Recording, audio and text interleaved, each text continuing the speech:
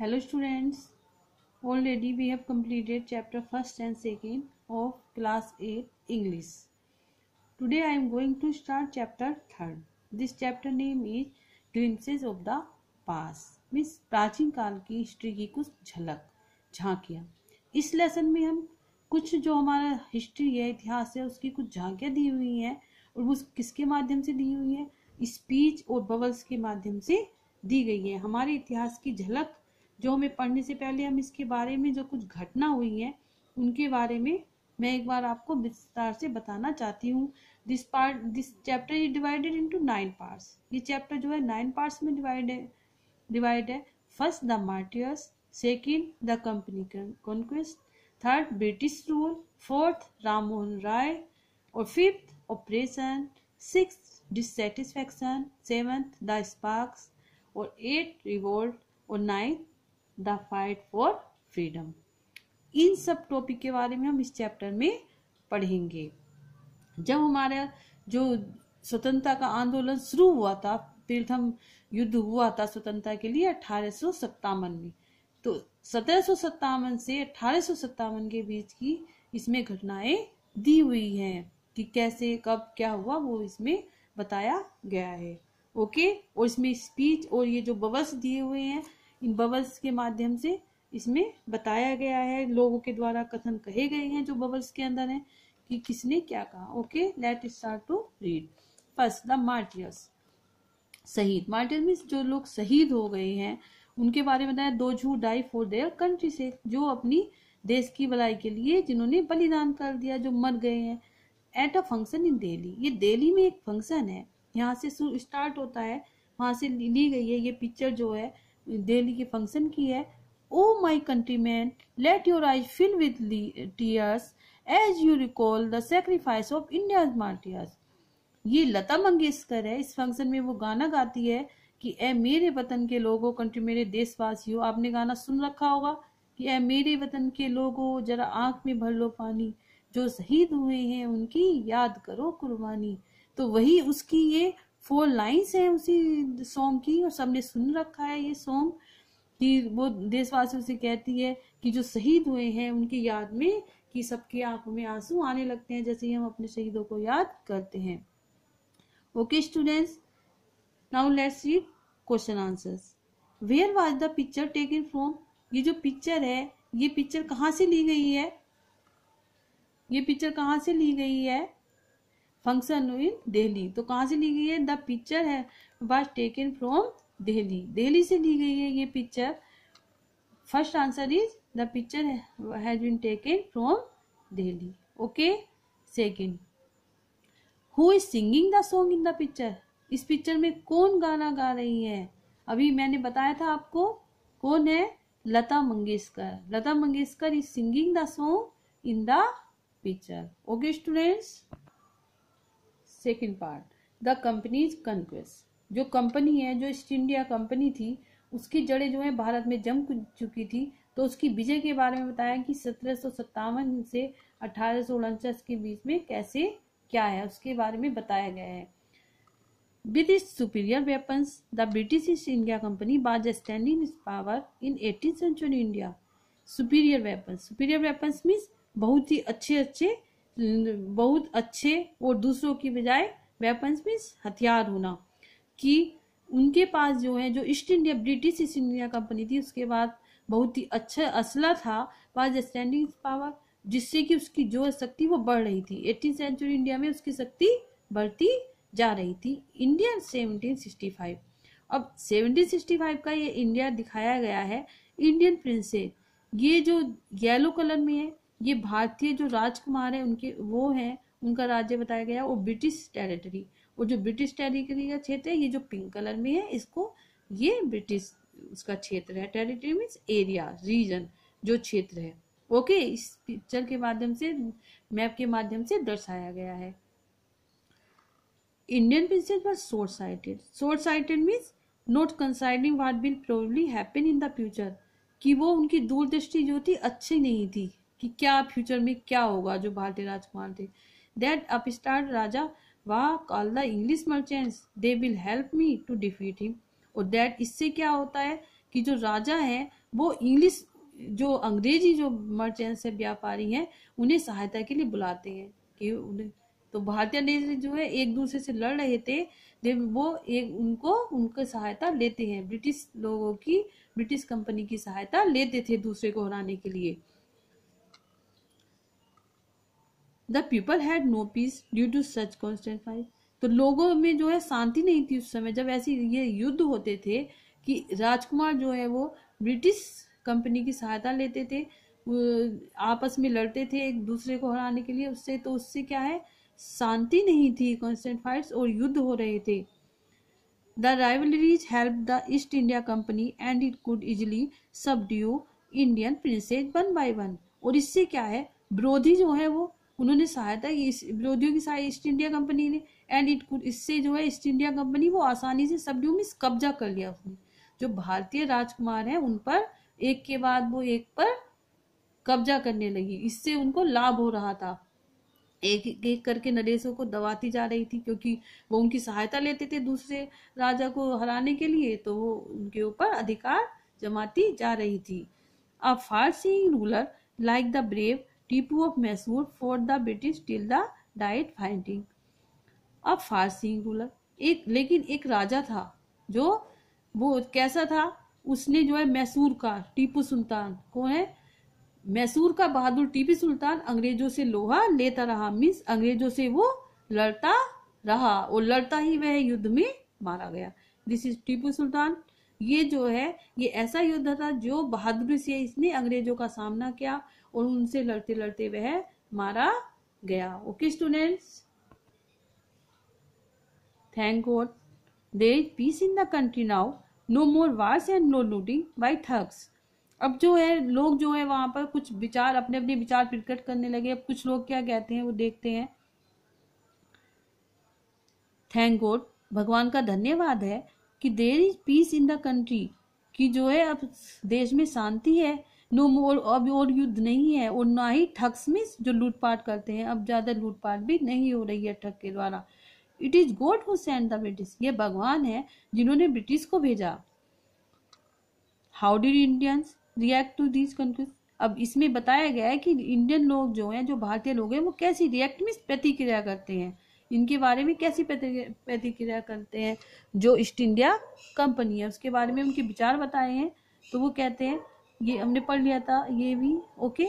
Our destiny is linked with them, अब वे कहते हैं हमारा भाग्य ही है कि जिससे हमें उनसे जुड़वा दिया, कि हमें वो मिल गई है, हमारा भाग्य। उन्होंने बताया था कि वो ब्रिटिश को बोलते हैं कि इसे भगवान ने ही भेजा है। The white man has killed और डिथ्रोन्ड आवर किंग्स। व्हाइट मैन, अब कुछ लोग क्या कहते हैं, वो कहते हैं कि जो व्हाइट मैन, किसको कहा जा रहा है, अंग्रेजों को, हैज किल्ड, कि इन्होंने मारा है, और डिथ्रोन्ड आवर किंग्स, और अपने राजाओं का अधिकार उन्हें गद्दी पे से हटा भी दिया है, मीन्स उनको छीन लिया है उनका राज्य। कुछ लोग यह मानते हैं। Some kings were not good but after all they were of this land, वो कहते हैं कि कुछ राजा जो हैं वो अच्छे नहीं हैं, लेकिन इसके बावजूद भी देवर ऑफ दिस लैंड, की ये जो भूमि है वो उन्हीं की है थी।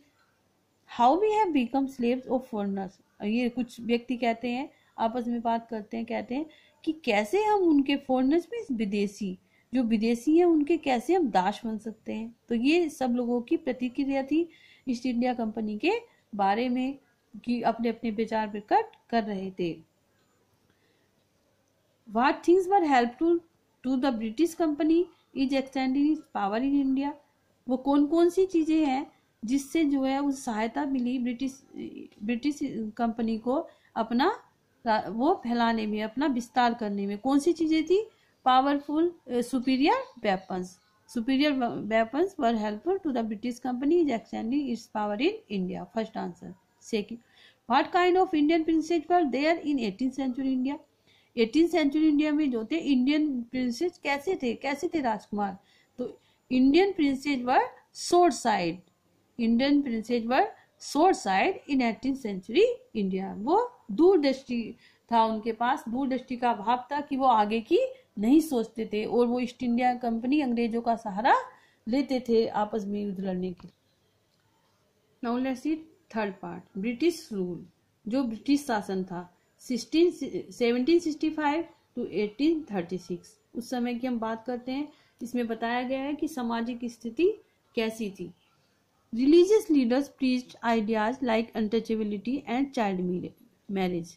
जो धार्मिक नेता थे वो उपदेश देते थे, अपने विचार प्रकट करते थे। अनटचेबिलिटी छुआछूत, जो धर्मगुरु थे वो छुआछूत और बाल विवाह, चाइल्ड मैरिज मीन बाल विवाह जैसी बातों का समर्थन कर रहे थे। Anyone who crosses the sea loses his religion. और जो भी, सीज मीन्स यहाँ पर समुद्र नहीं है, यहाँ पर जो भी इन बातों को नहीं मानता था वो लॉसेज, वो अपने धर्म को खो देता था।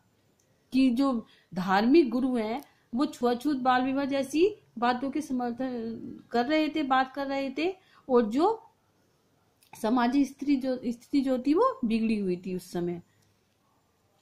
All the misery in the world is due to women. और वो कहते थे कि संसार का जो पतन हो रहा है संसार विश्व में, वो किसके कारण हो रहा है?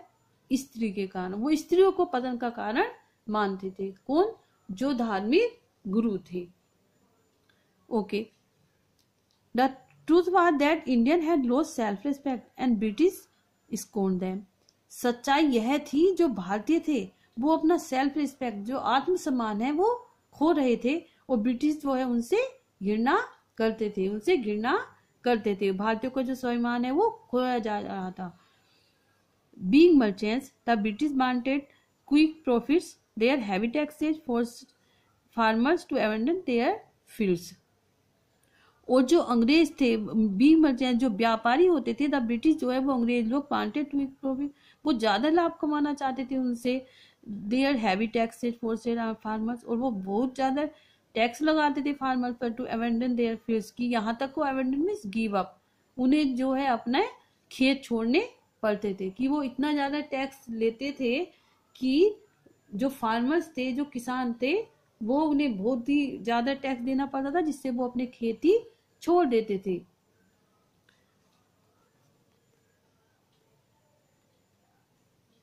But your man are taking all my crop. लेकिन वो कहते हैं कि जो तुम्हारे व्यक्ति हैं वो हमारी क्रॉप में फसल ले रहे हैं। You are still in arrears, if you don't pay next week I will send you to jail. अब ये बताया जा रहा है कि वो कह रहे हैं, जो अंग्रेज किसी फार्मर, वो फार्मर से कह रहे हैं क्योंकि तुम पे अभी एरियर्स में कर्ज है हमारे। इफ यू डोंट पे, यदि तुमने ये नहीं अदा किए, next week I will send you, तो मैं तुम्हें जेल में फेंक दूंगा। The natives are unworthy of trust, incapable of. जो नेटिव्स थे वो क्यों थे? अयोग्य थे विश्वास करने के और ऑनेस्टी, ईमानदारी पर। True your honour but I am, लेकिन सत्य है तुम्हारे साथ, बट आई एम ऑनेस्ट, लेकिन मैं ईमानदार हूँ। Still the British invented other method which gave them more profit. और अभी जो था, जो ब्रिटिश है वो उन्होंने आविष्कार किया दूसरे तरीकों से, विच गेम है, इससे उनको बहुत ज्यादा प्रॉफिट मिला, बहुत ज्यादा उनको लाभ मिला। किसे? ब्रिटिश को लाभ मिला। The good manufactured in England should not have any import duty when brought to India. और जो गुड्स में जो वस्तुएं थी जिनका निर्माण किया गया था इंग्लैंड में, उन पर कोई भी आयात कर नहीं दिया जाता था। जब वो इंडिया में लाई जाती थी तो उस पर कोई भी आयात कर नहीं दिया जाता था, जो जब भारत में लाई जाती थी जो वस्तुएं इंग्लैंड से। अ गुड आइडिया, एक बहुत ही अच्छा विचार। ये कौन बात कर रहा है? आपस में जो अंग्रेज है, वो ईस्ट इंडिया कंपनी के जो लोग हैं वो बात कर रहे हैं। The East India Company laws begin to cripple Indian East India. और जो ईस्ट इंडिया कंपनी थी वो क्या है, शुरू कर दिया, उसने क्या करना शुरू कर दिया, इंडियन भारतीय उद्योग हैं उस पर अपना अधिकार जमाना शुरू कर दिया। Invariably, famines followed between 1822 and 1836. 15 lakh Indians died of starvation. और इसके क्या है, अब फेमिनाइज ये जो है अनिवार्य कर दिया था उसका अनुसरण करना।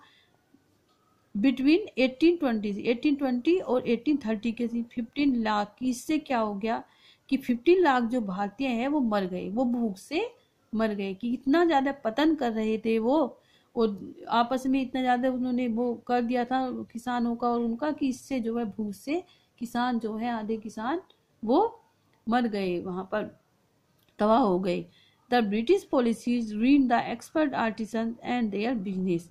ये जो ब्रिटिश पॉलिसीज थी, जो ब्रिटिश नीति थी, उसने विनाश कर दिया, मीन्स बर्बाद कर दिया किसको, जो कुशल आर्टिसंस कारीगर थे और जो उनका बिजनेस था।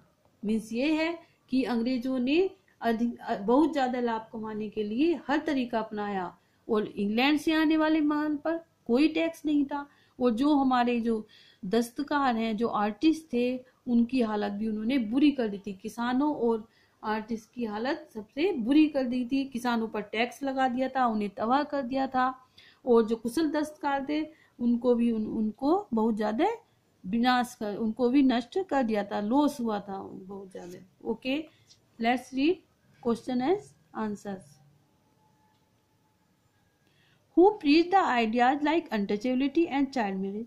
किसने ये आइडियाज दिए थे अनटचेबिलिटी, छुआछूत और बाल विवाह के? Religious leaders. Religious leaders preached the ideas like untouchability and child marriage.